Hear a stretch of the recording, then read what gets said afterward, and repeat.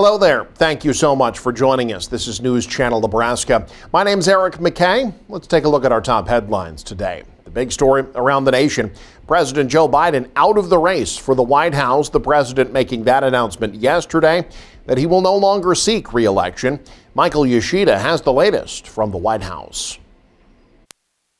I just think it's a little shocking at this stage of the game. Voters across the country reacting to President Joe Biden's stunning announcement. He is no longer seeking re-election in the 2024 race for the White House. I'm upset and I'm sad about it. I was so happy when I heard it because I just don't think that he's up to it. While isolating with COVID, Biden posting a letter on X on Sunday saying, "I believe it is in the best interest of my party and the country for me to stand down." Joe Biden reminded us that true patriotism, true leadership is putting the people of the United States of America first, and that's what this president has done. Shortly after announcing what will likely be the final chapter in his 50-plus year political career, Biden putting his support behind Vice President Kamala Harris to be the Democratic nominee. Harris responding, "I am honored to have the president's endorsement, and my intention is to earn and win this nomination." I do think she's the best candidate. I think that the American people will see that in her,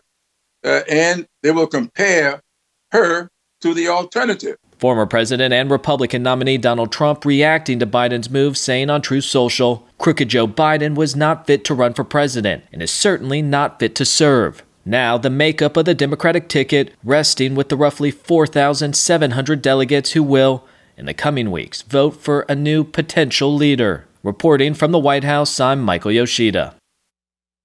So what does happen next? Well, the Democratic Convention Rules Committee set to meet Wednesday to discuss those next steps in the nomination process. The committee's co-chairs on your screen, Minnesota Governor Tim Walz and Democratic official Leah Daughtry. They announced Sunday that they're working on what they're calling an open, transparent, fair, and orderly plan. What about those who can vote or might not be able to now? Concerns are being raised that a recent opinion by Nebraska's Attorney General could set voting rights back decades.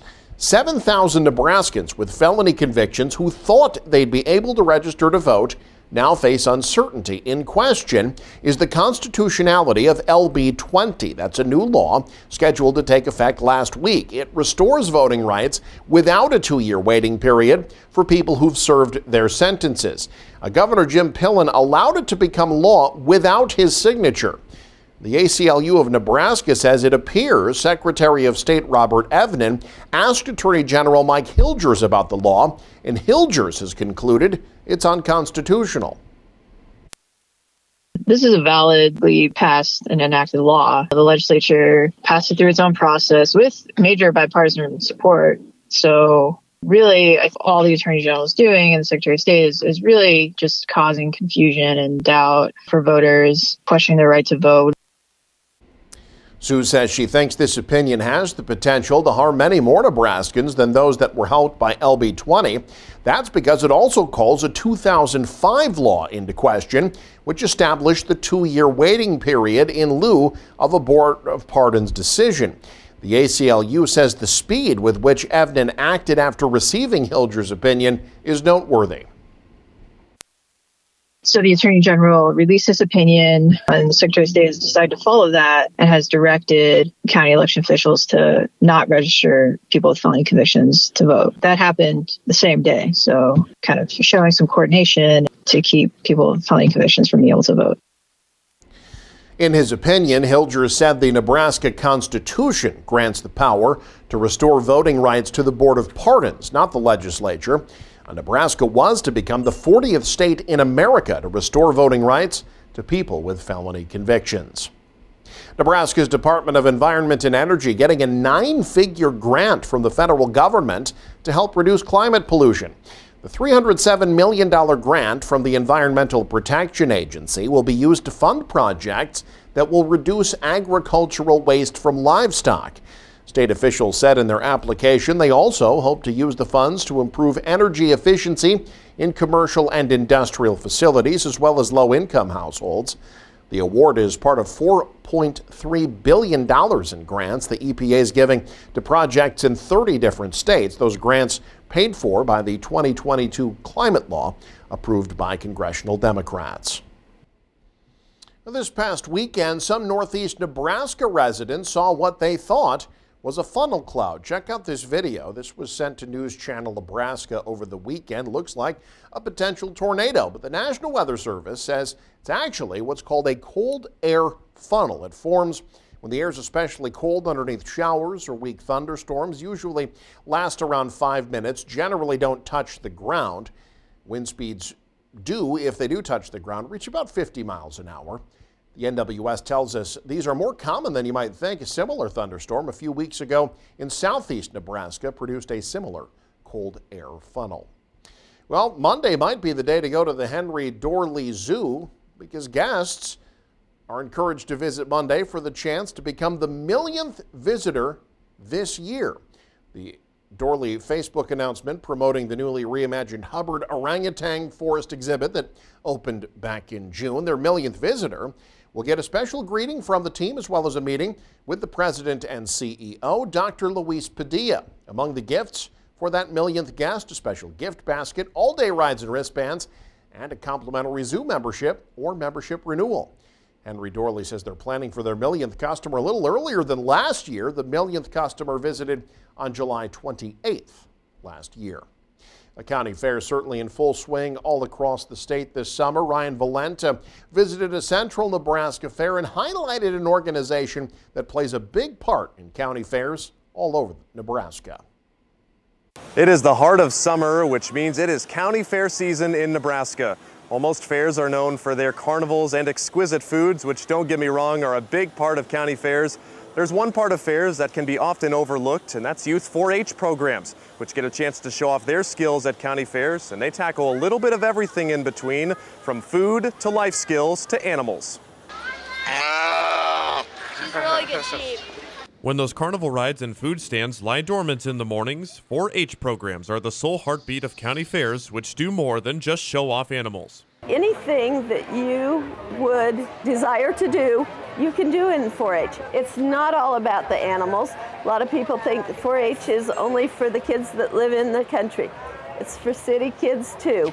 4-H programs have shows year-round, but county fairs are often thought of as the showcase or capstone project of the 4-H season. Adams County 4-H Extension Assistant Julie Oxner has been involved with 4-H for decades, but is still impressed by what kids can accomplish each year. It just always amazes me with maybe a little 8-year-old girl that doesn't weigh 100 pounds leading a 1,400-pound steer. The animals are so tame, so docile, and you can really see the love and the bond that the animal has with the child. More than 100 youth gathered Thursday in Hastings at the Adams County Fairgrounds to show off their sheep in the morning. Adams Central 6th grader Wyatt Rathje showed his 2 sheep for the 4th year and says this year was a personal best. This morning, the first animal I showed was my ram, which I got reserve champion with him. And then with my other sheep, he's over there right now, I got champion for junior showmanship. And what are your sheep's names? One of them name is Jeffrey and one of them is Chester. Wyatt's cousin Grayson and his brothers are racing this weekend.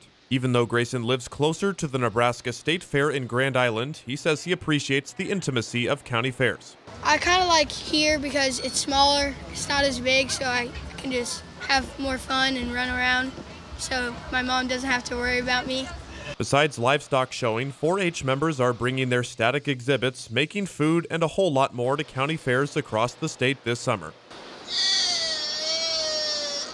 4-H in Nebraska is open to youth ages as young as 5 all the way up to 18, and most county programs have registration open year-round. If you want to be doing cool things like these cool kids, then 4-H may be just the thing you're looking for. Reporting from the Adams County Fair in Hastings, Ryan Valenta, News Channel Nebraska. Meanwhile, kids between the ages of 2 and 12 get to experience agriculture and how it impacts their daily lives through an immersive field to fork concept in Grand Island. Let's take a look. So where are we at? We're at Little Feed on the Farm at the Hall County Fair.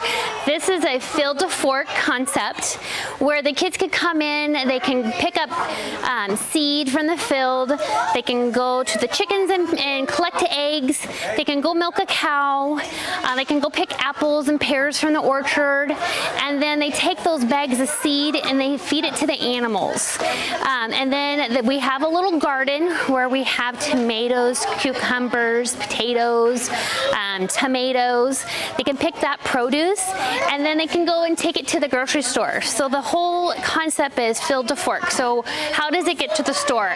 Did we get eggs? We got eggs? Did we get apples? Did we milk the cow? Yep. We feel it's important at this age because this is when they're learning and they're growing, and younger ages seem to like grasp that a little bit more than when they get older. So it's teaching them where our food comes from, and about animals. We went to the barn and we learned about them. I feel like it makes them go home and talk to their parents and talk about, you know, where the food comes from. It helps create conversation and it helps families talk about where our food comes from.